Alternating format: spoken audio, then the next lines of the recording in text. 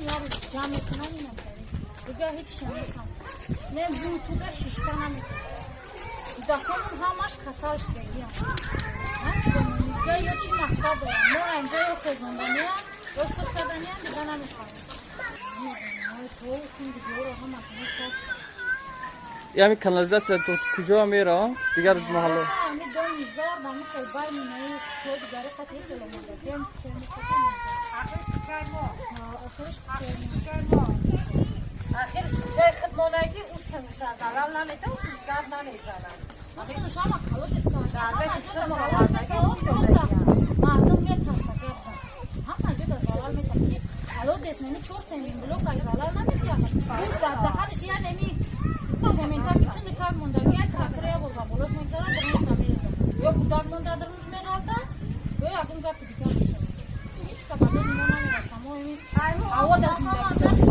kudakka be haqlan kunna baqla mo dastаш man mezamen shonnestam ko'kning ba ki buge raften pesh rais jamoat shiyadin tasadduq ma xo'sh darim ki ana اینجا باز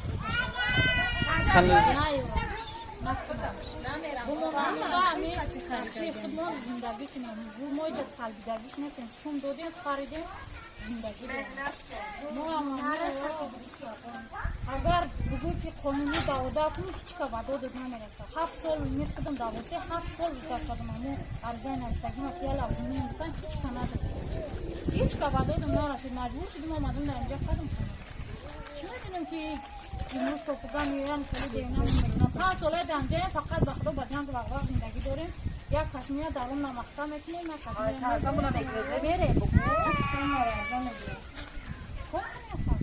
در کی بگیم هیچ که بوله سرمون نه املیسه داریم نه چسکوای داریم نه بالنسه داریم نه مکتب داریم و دکم نه اینجا چند بار گفتی همون چیو تومانی ورا چند باری میمرین زنده میشیم تو مکتب میروان میان تو مکتب شهر میروان من سوی افتادیم نام طلبا را داده روی کردیم یا مکتبه یا بالنسه یا چسکوای ملیسه اگر بگوی که قانونی داوده کنیم هیچ که وعده داد نمیرسه 7 سال میخدم داوسه 7 سال بیشتر کردم امو ارزای نرسگی ما خیال افزونی میکنم هیچ که نداریم هیچ که وعده داد نرسید مجبور شدیم آمدیم در اینجا کردم چی میدونیم که امروز توفیقا میرن کلی دینا میرن 5 ساله دنجه فقط بخدا با جنگ وقت زندگی داریم یک کس میاد در اون نمخته میکنیم نه کس میاد تازمون بگیره میره بگو نارازه میگیره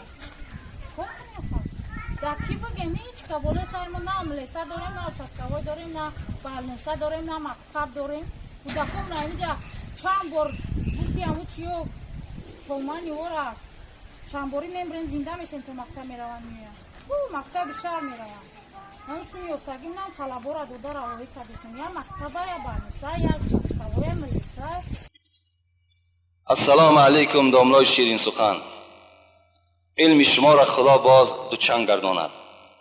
اول من به بیماری قند مبتلا هستم در حق من یک دعای شفا کنید. دوم بعداً آیا طلبنده را دشنام کردن از خانه پیش کردن گناه نیست؟ این کار را کسی کرد که دستی رسا و با دولت است. برادرایی که به کسل قند مبتلا هستند علال خصوص در این جمعیت ما در این محله ما هم و این کسل قند چندین نفرها مبتلا هستند. علال خصوص این سوال دهنده هم طلب شفا کردن خدا همگیشان شفای کامل و شفای عاجل نصیب روزی بسازد. و این سوالی که کردن آیا طلبنده را از نزد خانه دشنام داده و از خانه پیش کردن و زمیانی که دستی رسا دارد آیا جایز است یا نه؟ آیا گناه نیست؟ البته گناه است. خدا در سوره والضحی و ما و شما تذکر می دهد و اما السائل فلا تنهر. شما وقتی که طلبنده خانه شما وارد شد شما بالای طلبنده گپی سخت نگین، یعنی در طلبنده را دشنام نتین، طلبنده را از نزد دروازه پیش نکن، بلکه چیکار کن؟ اگر دست رسا باشد چیزی بر او عطا کن، اگر لباس زیادتی داشته باشی بر او عطا کن تا که لباس بدنش نو کنه. شرط نیست که تو به همین 10 درم و 20 درم جان تعظمو که از بزم دولتی داشتگید تو خلاص کنی. اگر میتونی جوان مردی کن خدا دولت بر تو داده است، بهر این داده است که دست یک تلبنده را بگیری، دست یک همسایه را بگیری، دست یک طالب علم را بگیری، برای یک برادر یک کتاب بخری. برای همین دولت داده است. دولت برای چی دیگر هست؟ رسول اکرم چی میگوید؟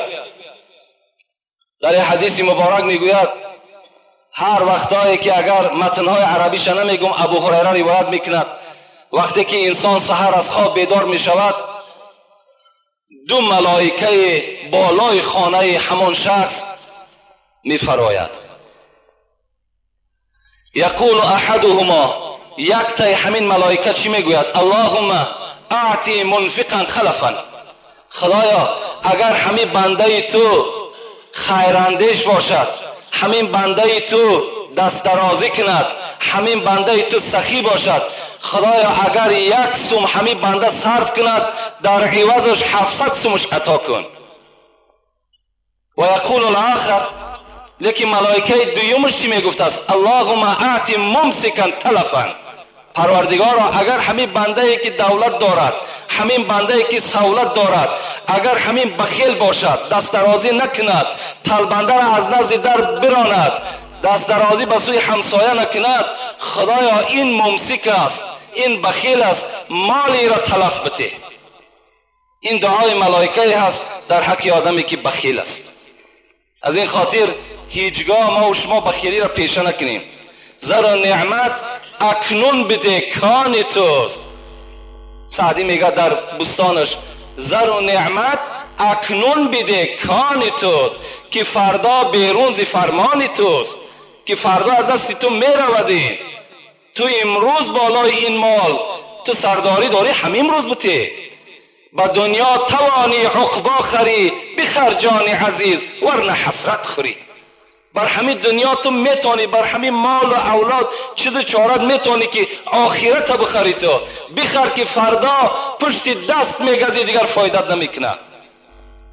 برای همین البته این دولتداری هم غنیمت است، این کم بغلی هم خودش یک حالتی است که تیز گذراست. من به شما یک حکمت خدا را میگم، یادم آمد.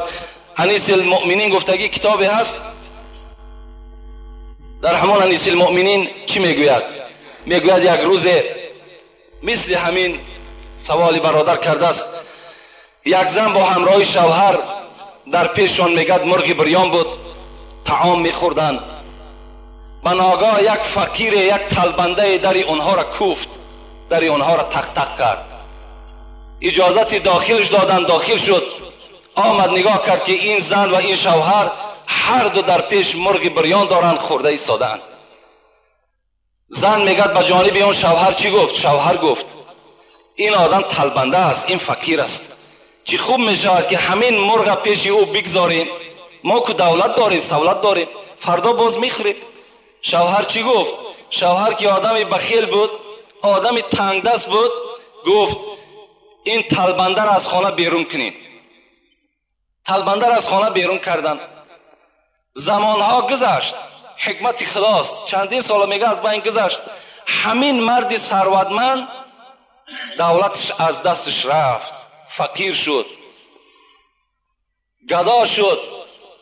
زن که طاقتی بر بیمالی این شوهر نکرد، بر بیدولتی این شوهرش طاقت که نکرد، گفت شوهر مرا طلاق بده. شوهر طلاقش داد. از دست این میگه شوهر بیرون شد، رفت و یک شوهر دیگر میگه در نکاح خود در آورد که او خیلی با دولت بود.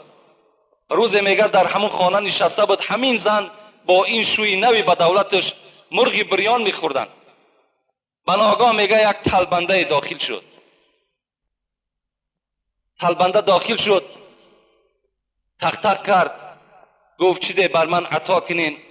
این شوهر که آدمی سخی بود، خدا ترس بود، گفت زنه گفت این مرغ بریان برده به دست همین آدم طلبنده بده. برد میگه بالای لالی و در دست همون طلبنده عطا کرد و میگه گریه کرده به پیش شوهرش آمد. شوهر گفت برای چی گریه میکنی؟ برای همین یک مرغی که ما در راه خدا خیر کردیم، برای همین گریه میکنی؟ زن گفت نه، گریه من برای این است که همین شوهر من بود، همون شوهری به دولتی که من داشتم امروز همین نزد من با به دروازه من طلبیدنی آمد.